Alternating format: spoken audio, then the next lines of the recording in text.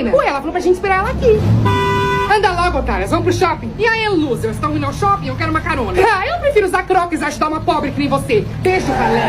Ah, mas que vagabundo. Aí eu briguei com meu pai porque ele não quis me levar pra Maldivas. Nossa, amiga, sua vida é muito difícil. Não é, eu odeio a minha vida. Tem desse aqui rosa pink? Não, infelizmente isso é rosa chiclete. Ah, tá, então pode ser esse. Vai ser no débito. Ah, deu cartão recusado. O quê? Não, não é possível. Tenta de novo. Cartão recusado. Deve ter alguma coisa errada, peraí. Vocês aceitam o story com pagamento? Ah, meu pai bloqueou todos os meus cartões de débito. Oh my god, amiga, e agora? A senhora pode parcelar se preferir. O quê? Parcelar 10 mil reais? Eu tô com cara de pobre? Amiga, isso é uma urgência. Por que você não usa crédito? É que não tem limite, amiga. Eu já olhei. Mas a gente não vai devolver esse vestido. Bom, se vocês não pagarem, eu vou ser obrigada a chamar o segurança. Não, por favor. Ah, Verônica? Verônica, amiga, aqui, ó. Eu conheço ela. Verônica. E aí, losers? Me chamaram? Oi, amiga, você pode me ajudar? Fala pra ela que a gente se conhece, nós somos BFFs. Você conhece ela, senhorita Verônica com K? Sim, conheço. Tá vendo? Eu disse, nós não vamos te roubar. Essas trombadinhas já tentaram me roubar. Pode chamar.